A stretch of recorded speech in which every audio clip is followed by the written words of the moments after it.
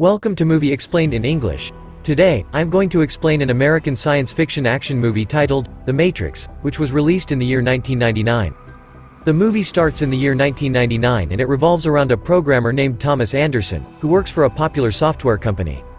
He also moonlights as a hacker and is known in the darknet by his alias, Neo.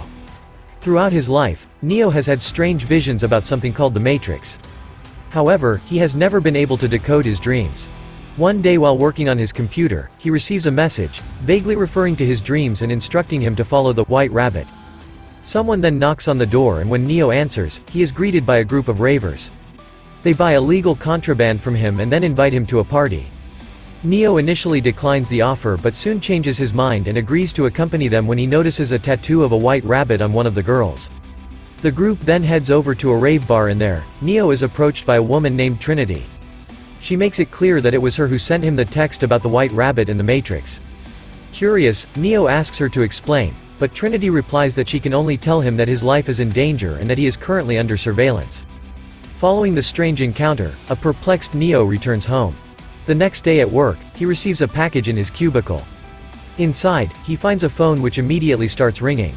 On the other end of the line, a man named Morpheus speaks to Neo and warns him that someone is coming for him. He advises him to slowly look up at the elevator. Neo sees three agents led by Mr. Smith looking in his direction as a woman points towards his cubicle. Morpheus tries to help Neo get out of the building but the latter is so puzzled that he allows himself to be arrested by the agents. In the next scene, Neo is taken in for interrogation, where he is informed that he has broken every possible cyber law in the country. Smith tells him that he is most likely to be handed a life sentence in prison but there's a way out of this. He can walk out a free man if he helps the agents in nabbing Morpheus, the man who contacted him earlier.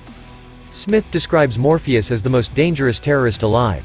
However, Neo refuses to comply and asks to speak with his lawyer. Smith then tells him that there's no use of calling if he can't utter a word. Just then, Neo's lips get fused together out of nowhere and he is slammed on the table by the agents. Then, a shrimp-like probe is implanted in his stomach through his navel. The next second, Neo wakes up in cold sweat in his room. He is left pondering if it was all a frightening dream.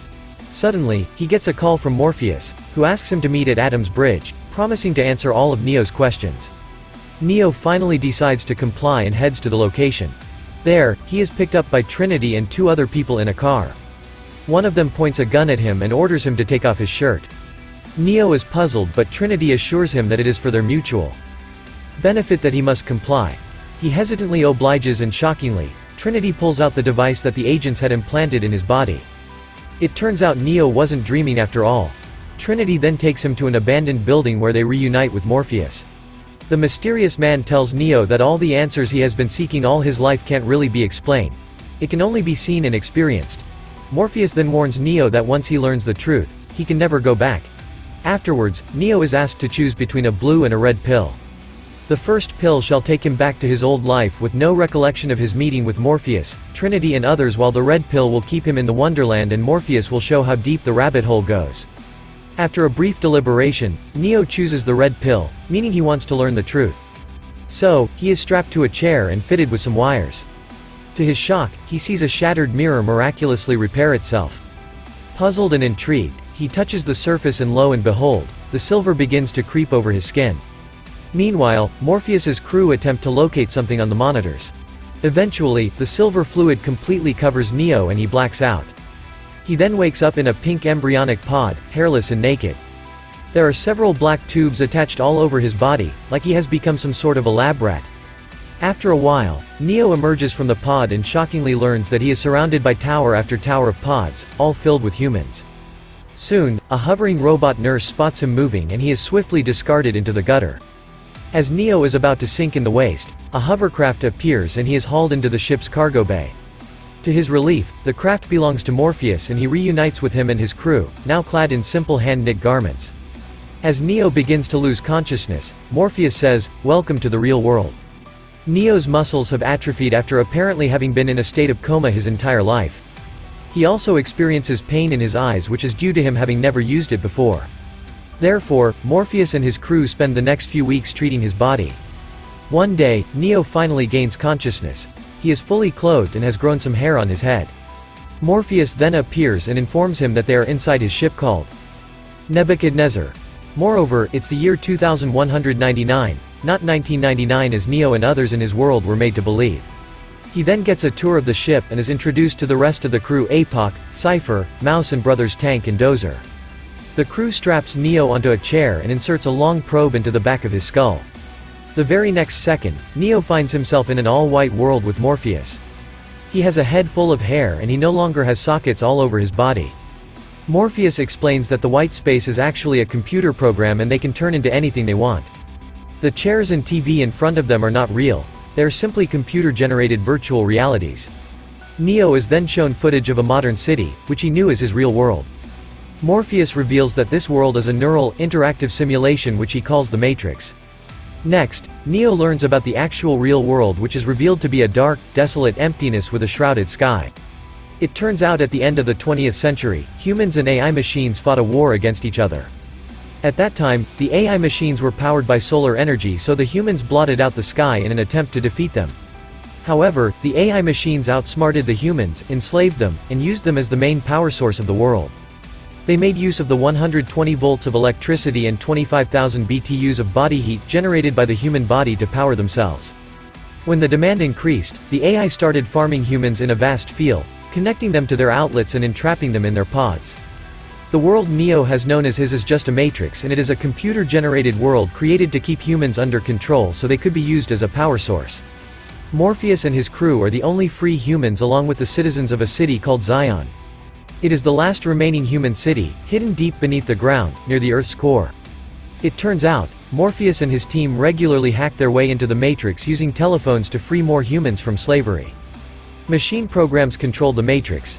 The agents that Neo encountered earlier are examples of machine programs that can take over any human in the Matrix that is under their control.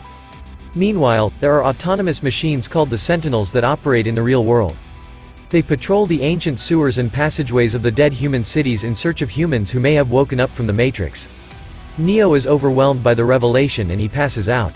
Later, when comes to terms with reality, he is taught a series of martial arts techniques including Tae Kwon Do, drunken boxing and kung fu in a matter of hours with the help of computer simulation.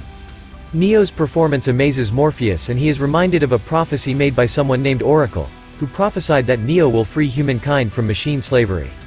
Next, Neo learns how to free his mind and jump from one building to another in the Matrix. He is warned that if he dies inside the Matrix, he will also die in the real world. That day, a sentinel comes close to detecting their presence, but the crew manage to hide in the huge sewer system by disabling their power. The following day, Morpheus, Trinity, Apoc, Switch, Mouse, Cypher and Neo go inside the Matrix to meet the Oracle. However, on their way to the destination, Cypher secretly discards his cell phone for some reason. The group eventually arrive at Oracle's home and it turns out she raises potentials, a group of children who possess specific qualities of enlightenment and awareness. When Neo introduces himself to the Oracle, she surprisingly tells him that he is not the one and one day, he will have to choose to save either Morpheus or himself. Later, when the group proceeds to head back, they are ambushed. It turns out that Cypher sold them out. He had gotten tired of fighting for the liberation of humankind, so he now wants to go back to his ignorant yet blissful life in the Matrix. The agents spray the group with bullets and it results in Mouse's death. Tank manages to help the rest of the crew escape through the walls.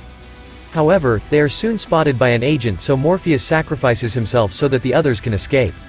After a bit of scare, Trinity and the group manage to escape, but Cypher returns to his real body back in the Nebuchadnezzar before them. He immediately kills the unsuspecting Tank and Dozer before starting to unplug the crew in the real world one by one. However, before he could get to Trinity, Tank, who has somehow survived the attack, gets up and shoots Cypher dead. In the next scene, Trinity and Neo safely make it back to the ship while Agent Smith interrogates Morpheus about the city of Zion. Afraid that Morpheus will spill their secrets, Tank suggests unplugging him, but Neo says, no. He remembers Oracle telling him that he is not the one, but he can choose to save Morpheus. Hence, Neo decides to bring back Morpheus by sacrificing himself.